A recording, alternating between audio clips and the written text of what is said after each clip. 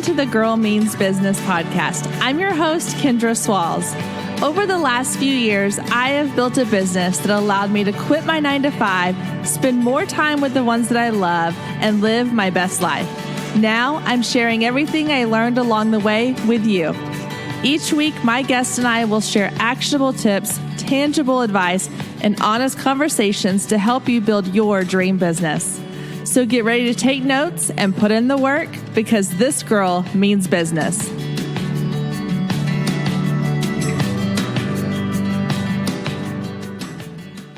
Hey guys, welcome back to another week of the Girl Means Business podcast. So just to give you a little behind the scenes sneak peek into what goes on in recording these episodes each week, this is probably my 10th attempt at recording this episode.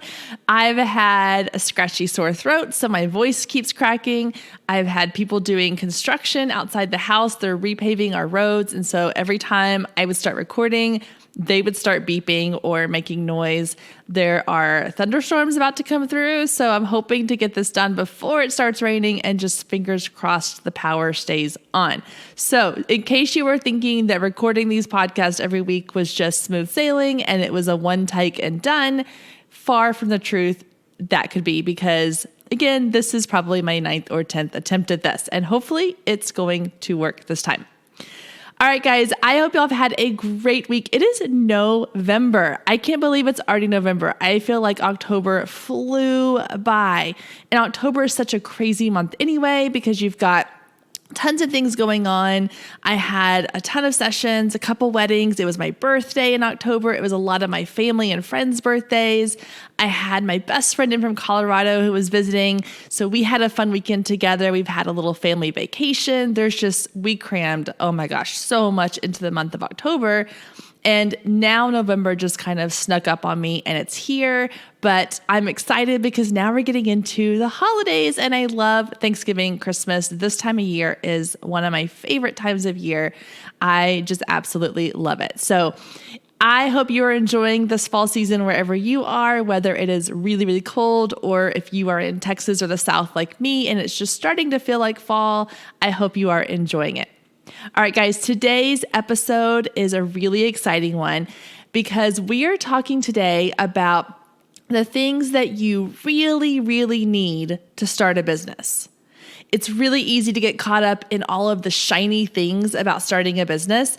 And I want to break it down for you today into logistically what you really need to start a business, because it's maybe a lot fewer things than you probably think.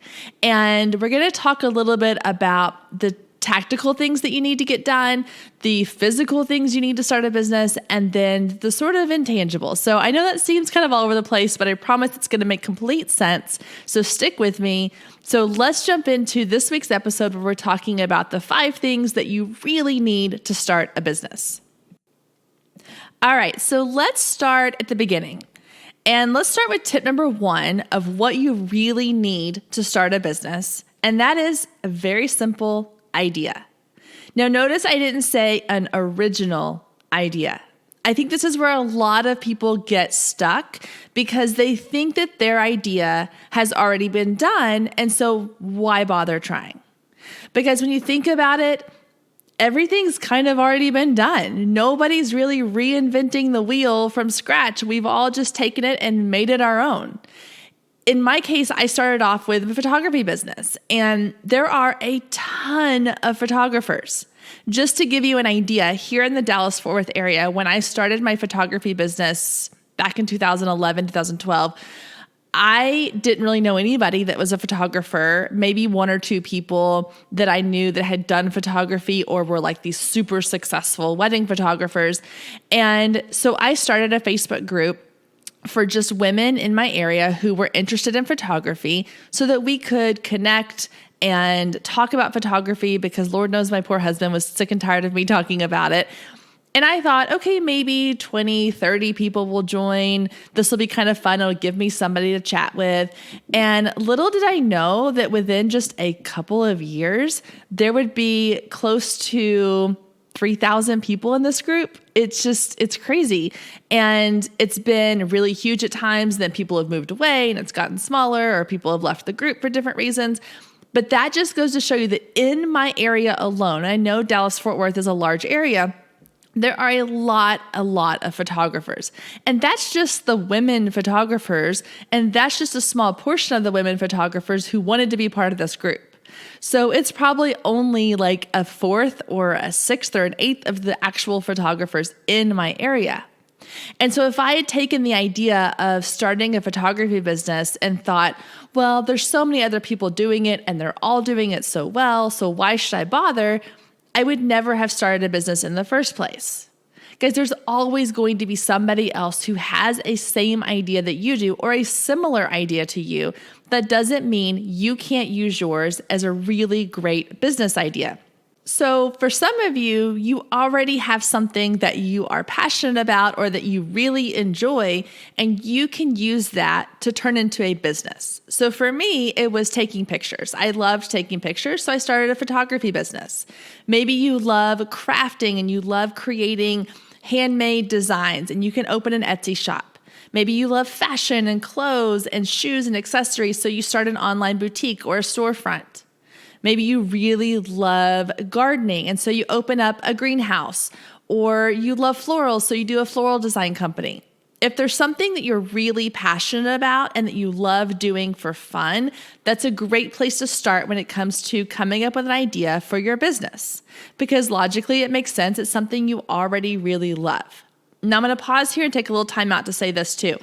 Some people that I've talked to have made the comment that they are afraid to do or to turn what they are passionate about into a business for the fear that it's going to become too much of a job and they're no longer going to enjoy it. And here's what I have to say to that. Yes, that's definitely something that could happen and probably will happen to some degree, because anytime you take something that you enjoy doing and you turn it into your business or your career, there's going to be aspects of it that you don't always love. And it's going to have those times when you feel like you are now just doing it because you have to make money. But don't let that be a reason that you don't start a business. Because I will say that for me in the photography business, there have definitely been highs and lows. And in those low points, there have been times I'm like, oh, I just don't enjoy this anymore. But then I get out there and I do a session, or I meet a couple for their wedding, or I get into the studio for a boudoir shoot, and it's just sparks that excitement inside me again. So if there's something that you really love doing and you're like, I would do this for free, even if I didn't do it as a job or a career or a business, that is definitely something that you could turn into a business. You just have to protect it and take care of it and make sure that you are nurturing it by being creative in different ways, whether that means that you're doing things on the side that are just for you, or you find ways to continue to still love what it is that you're doing. So don't let that fear of turning what you love into a job stop you from starting a business.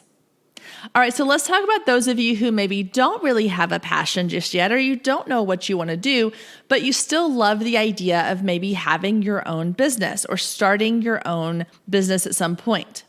So my tip for you would be to sit down and make a list of all the things that you enjoy doing.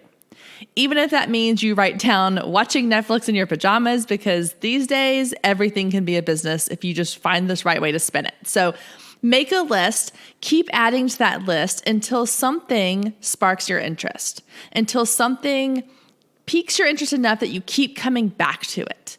That's what I find when I make lists of things, that if there's something I keep coming back to, that's typically the one that I'll kind of put a little star next to, and I'll put another star next to it next time I think of it, or I'll put another star next to it next time I come back to it again. And that's the one I usually end up going with, because that's the one that keeps kind of coming up in my mind, or that keeps popping up in different ways. So if you're still worried about you don't have this great idea, you don't have this great plan for a business, don't worry about it.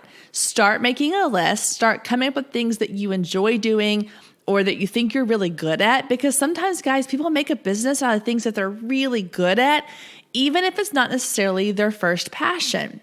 If you're really good at drawing and calligraphy, you could get into creating custom signs, custom invitations, custom all kinds of things. Even if that's not something you're super passionate about, but you're really good at it, it can become a really successful business. And the passion can always come later, or you might find the passion in other aspects of the business.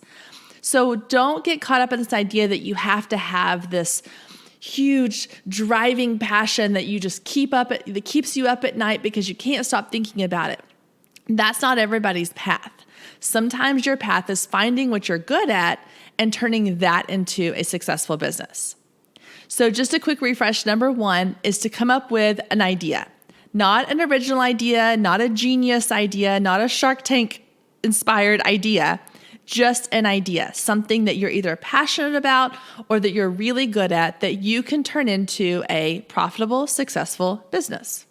All right. And number 2, and real quick, if you can hear in the background, like I mentioned at the beginning of this, it just started pouring down rain outside. So if you hear the rain on the window, I apologize, but it just kind of adds a little cozy ambiance to the episode.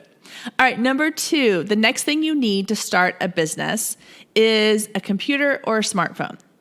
So in this day and age, there's so much that can be done on your phone, on a tablet, or on a laptop. You don't need the fanciest, the most expensive computer out there. You just need one that works for you and your needs. So if you're starting an Etsy shop, all you really need is anything that has internet that you can upload and set up your Etsy shop to. That's it. You don't need the biggest, greatest, latest technology. And this is where I think a lot of people get a little bit intimidated because they start looking online. There'll be all these blog posts, or you'll see people posting online with their fancy computers. And if you're doing podcasts, they've got these fancy recording setups, and you don't have to have all that. And sometimes you got to remember that the people that you're looking at have been doing this for a really long time, and they have upgraded from what they started with. So for my photography business, I started off with a Canon T3i camera. It was a crop sensor with a 50 millimeter lens that I think was maybe $50 or $100. And then the lens that the camera came with. And that's what I had for the first couple of years until I could upgrade to another crop sensor. I didn't even upgrade to a full frame camera for a couple of years. And that served me perfectly well. And honestly, I didn't really know what I didn't know at the time. So I didn't know what I was missing out on with these big expensive cameras. I just knew I couldn't spend $3,000 to $5,000 on a camera. And even now I have gone back sometimes and shot with something less than what I usually shoot with. And I can still create the images I want to create on those other cameras. So when it comes to equipment, and I know we were talking about computers, but this is just a little example. You don't always have to have the latest and greatest. With starting this podcast, I was researching all the different software and programs and things that I might need. And it got a little overwhelming. And I really went into a Facebook group and I said, okay, just give me like the basics. Here's what I have. I've got a Mac computer. I've got GarageBand. I have a microphone and headphones I bought off of Amazon, or actually I didn't even buy them. A friend of mine gave them to me because she wasn't doing podcasting anymore. And what else do I need? And they were like, that's it. You're good. Like you can do it on this. Like you don't have to have a studio. You don't have to have a padded room that, is soundproof. I'm recording this in my office. Sometimes I record it in my closet if the kids are home. Sometimes I record it in the bedroom on my bed. It just depends. I don't need the fancy equipment. I don't need the fancy studio. I just need enough to get this out to you in the world so that you can hear it. I don't need to worry about what microphone I'm recording on. And the same goes for you when you're first starting a business. You don't need to have the latest and greatest. You just need enough to get you started, and then you can upgrade as you go. Now, if you're starting off and you are a graphic designer, then obviously you're going to need whatever programs and equipment are required for your job. So I'm not saying that you can get by with a smartphone if you're a graphic designer. You know what your business needs. But for the most part, the technology side of things, just go with the bare minimum, because number one, you don't really know what you need yet. You don't know what you're going to personally need for your business because everybody's different. And the great thing about running a business, guys, is you get to do it however you want. There are no rules. There is no rule book to tell you how to run your business.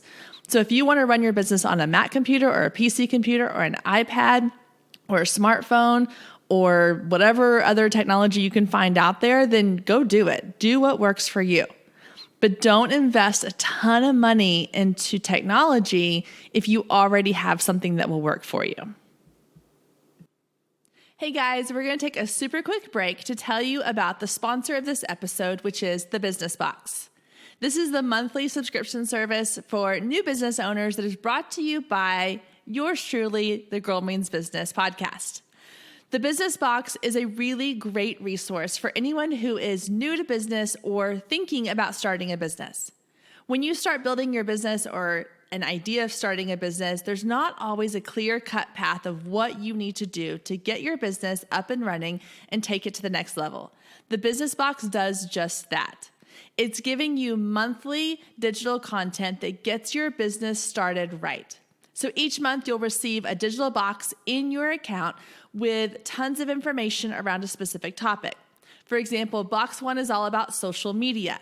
There's tons of information in there about how to choose the social media platform that's right for you, when and what you should post on social media to get your business started and get noticed, how to use hashtags, how each platform works and how you can maximize it for your business, along with done-for-you social media content. Box 2 is all about your ideal client. We dive deep into figuring out who your ideal client is so that you can best market to that person. And when I say we dive deep, we have an entire workbook in there for you to work through that is going to get you very specific in who your ideal client is. Box 3 is all about building your website and creating an amazing storefront online that your clients can come to get all the information they need about your business.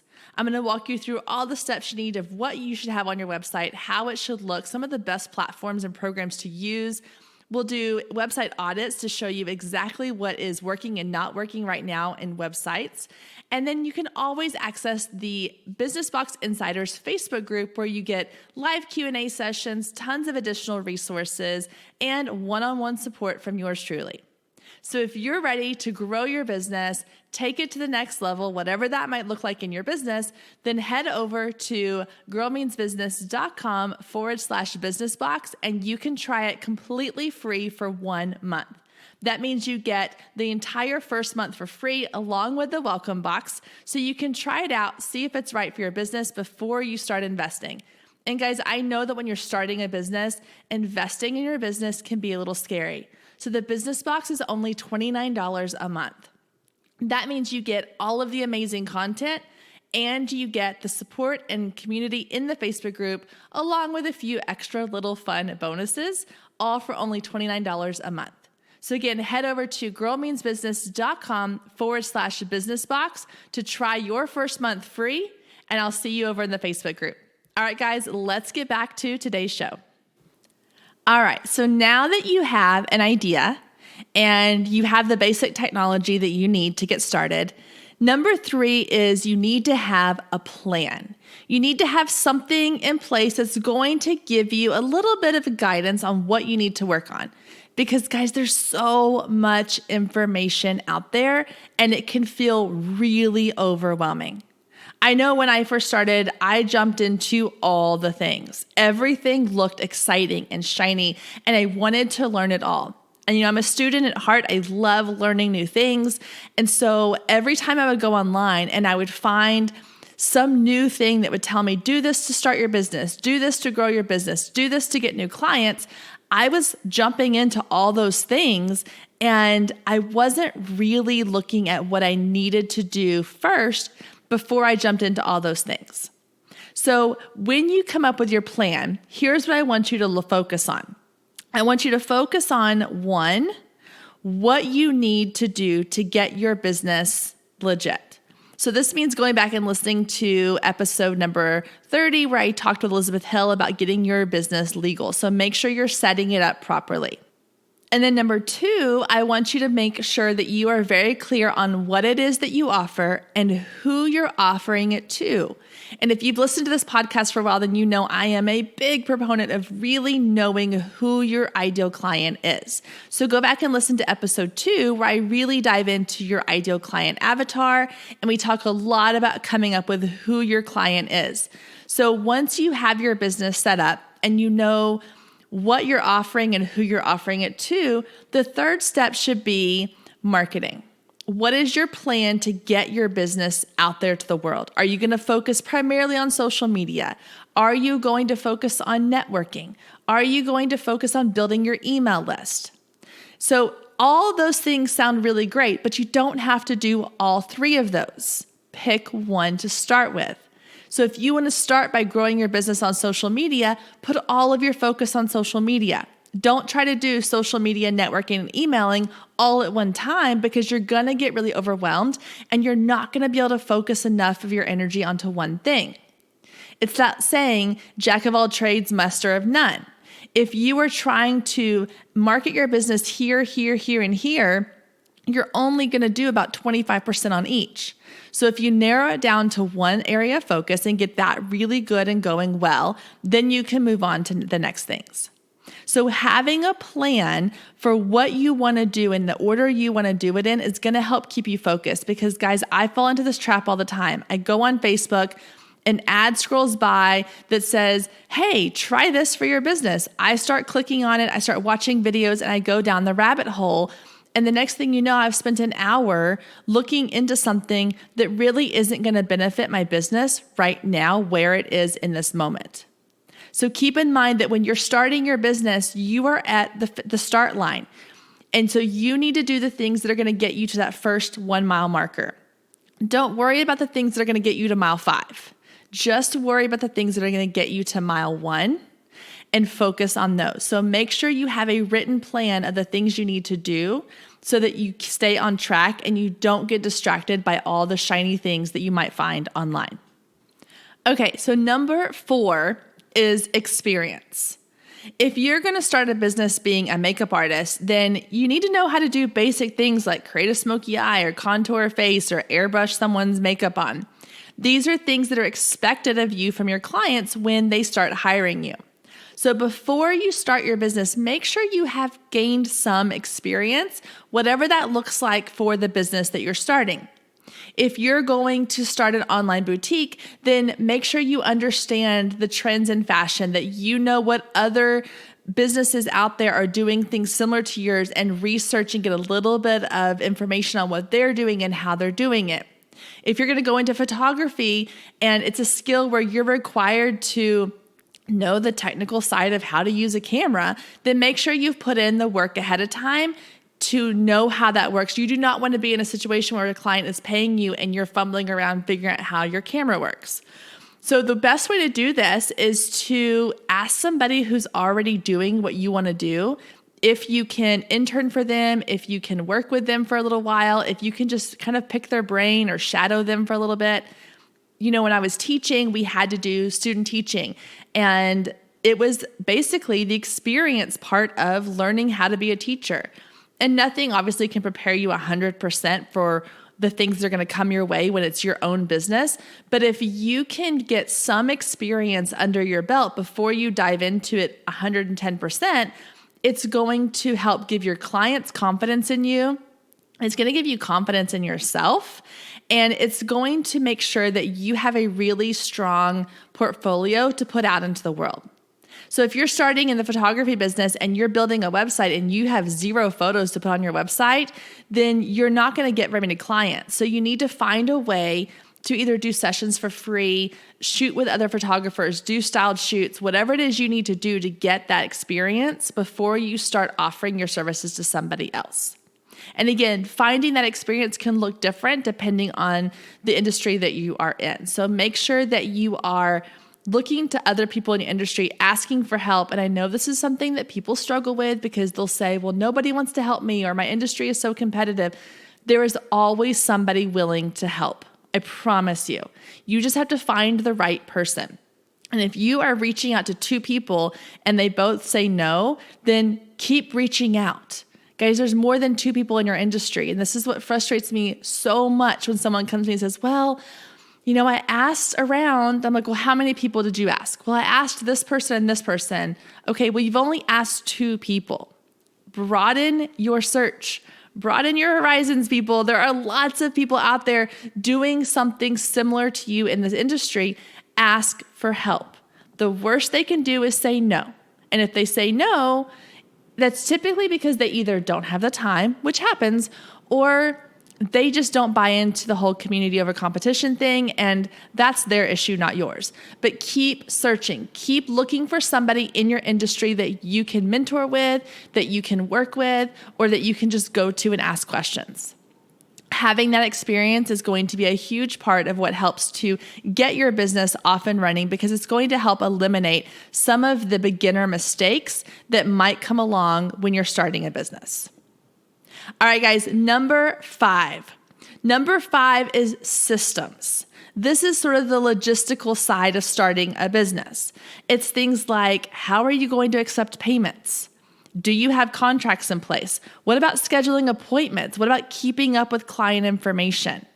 These are all things that you need to figure out before you start your business. Because again, you don't want to be in a situation where a client comes in to work with you and you don't have any way to collect their payment. Or definitely get your contracts in place. Again, if you go back and listen to episode 30 with Elizabeth Hill, where we talk legal conversation, you need to have contracts for everything. Even if it's just a simple written out agreement of what you're offering, what they can expect, and have them sign it, that just keeps everything in order and make sure that everything is legal and legit. And again, you want to make sure you just have systems in place for what's going to happen when X, Y, or Z takes place. When a client calls you and you're in the middle of a grocery store with your kids, what are you going to do? Have a system in place for either getting a Google number so you know when it's clients calling you, or have a voicemail set up that lets clients know that this is a business number.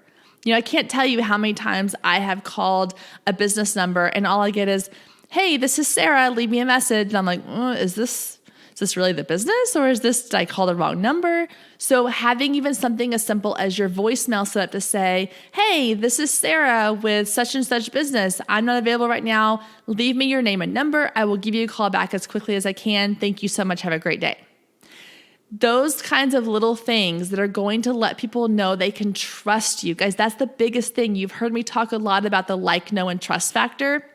In the beginning, people need to trust you. They need to trust that they're getting what you tell them they're going to get and that they're working with someone that's professional. And I realize that you're starting a small business, and it might be a home business. It might be a side business. It might just be a hobby that you want to make a little extra fun money off of. It still needs to be professional. Because even if it is a small home-based business, if you are embroidering things for people on the side of your full-time job and someone calls you and all they hear is, hey, this is Laura, leave me a message, you might lose business because you didn't have your voicemail to set up to say, hey, this is Laura with Laura's Embroidery. I'm not available, leave me a message. Just simple things like that. Or I know for me, it came back to keeping client information organized. If you've listened to this, you probably have heard me tell the story about how I, in the beginning, kept everything in file folders in the office, and I would write notes on little sticky notes and put them in the file folder when I talked to a client, or I'd have to dig through emails when something came up. And I cannot tell you guys how many times that I had the wrong information for my clients, or I went to the wrong place for the photo shoot, or I had told them I would charge them a certain price or give them a discount for X, Y, or Z reason, and then forgot about it because I didn't write it down. I was all over the place. It was a mess, and it made me look really unprofessional. And so once I had those systems in place, where I eventually went with HoneyBook, and I now have my system in place to keep track of all of everything my client ever says or does or needs or wants or we agree on, their questionnaires, their contracts, everything's in one place. That made a huge difference. So even if you find a free way to keep up with that in the beginning, because I know that those systems cost money, But if you can find a system that helps you to keep track of all your information and keep track of your clients, that's going to be a big, big deal. And setting up an email account, guys, Gmail has G Suite. It's like $10 a month, and it lets you use your domain name instead of gmail.com. It just looks professional. And not that Gmail's not okay. I love Gmail. I use it for some things, but I have a G Suite account. And it makes a big difference, in my opinion, when I can tell somebody to email me at hello@paisleylanephotography.com versus saying, hey, email me at paisleylanephotography@gmail.com. And there's just this different, air about it. There's this different approach about it. People start taking you a little bit more seriously. So number 5 would be to get your systems in place. And I may have jumped ahead a little bit there because I kind of got off on a tangent, but just the basic systems. How are you going to accept payments? How are you going to deal your contracts? How are you going to schedule appointments? How are you going to keep up with client communications and client information? These are all the things you need to start figuring out before you get too far advanced, before you get too far along and you have to go back and redo things. Because that's what happened with me with my client information. I had it all over the place. And when I got HoneyBook, I had to go back and kind of start over again. So my advice to you guys is start at the beginning. Take a little time to research the things that are going to work for you and work for the kind of business that you're doing. And again, this is where that go and ask somebody else who's already in your industry, what are you using? How are you keeping track of your client information? What are you using to take payments? Do a little bit of that research and ask people those questions. And that's going to help take some of the pressure off of you because again, there's a lot of things out there. You're going to feel really, really overwhelmed. And to help you out a little bit, I do have a page on the Girl Means Business website. If you go to resources, I will have listed some of my favorite resources to use for different parts of your business. So you're more than happy to go check that out. Again, it's just girlmeansbusiness.com/resources. And you can see some of the ones that I have either used in the past or I use currently or that I just know are really good from other people using them in different industries. So, okay, quick recap to go through the 5 things that you need to start a business. Number 1 was an idea, not a creative, unique, genius, Shark Tank type idea, just an idea, something you're passionate about, something you're really good at, something you think could be profitable and exciting for you. Number 2 was a computer or a smartphone, just some version of technology that's going to help you do the very basics in your business to get you started. Number 3 was a plan. Make sure that you stay focused on the things that you need to work on first. Don't get distracted by all the shiny, fun things you see online or other people doing. Have a clear plan for what you want to work on first, second, third, and fourth so that you are not getting off track and you're staying focused. Number 4 was experience. If you don't have experience in what you are starting your business in, find a way to get that experience, whether it is working for free with interning or shadowing or finding a mentor or just going out and doing the work. Get that experience so that your clients can trust that they have hired someone who knows what they're doing. And number 5 is get your systems in place. Make sure you know what systems you need for things like accepting payments, keeping up with client information, scheduling appointments, and having those contracts in place. So guys, those are the 5 things that you really need to start a business. And I know I've said this a million times so far, but there are a lot of things out there that are going to help you get distracted. So just make sure you stay focused. And even for me, it comes to writing things down. Make that list. These are the things that I need. These are the things that I need to work on. Here's where I'm at. If you're at step 1 where you just need to come up with a plan, don't worry about 2, 3, 4, and 5 yet. Just focus on step 1.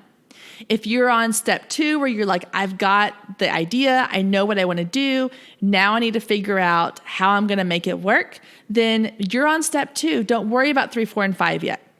So just take it where you are. Don't try to jump ahead.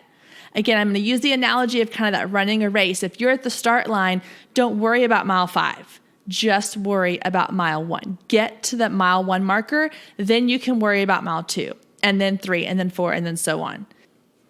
Building a successful business doesn't happen overnight. It takes time. It takes patience. It takes just knowing that it's going to happen, but it's going to take a little while. Guys, it's the long game. Okay, this isn't a short sprint. It's a long distance run. You're going to have to put in the time if it's something that you really, truly want to be successful and it can give you the life that you have been dreaming of. It is worth the time, guys. This next spring will be my 8th year of having my photography business, and it definitely didn't happen overnight. And right now, I am teaching you all the things through this podcast that I wish I had known when I started my business. So hopefully it doesn't take you 8 years to get where I am or where you want to be, or even further along than that. But I want you to know that it's not going to happen in a day or a week or a month or even a year sometimes. There are going to be things that are going to be struggles. There are going to be things that take a little bit longer based on how much time and energy and resources you can devote to your business. But don't let that discourage you. Okay? Don't let the fact that you're on step 1 and somebody else is on step 5 or 10 discourage you. Don't compare your beginning to someone else's middle, because we've all been there. Everybody starts in the same place. Everybody starts at the start line. Okay? If some people run a little faster or they've been doing it longer, that's great for them. But you need to focus on where you are in your business right now. Don't worry about where anybody else is, and don't worry about where you think you should be, because where you are is right where you should be. And one last thing I want to say before we wrap up this week's episode, and it goes back to the number 1 tip, which was the idea.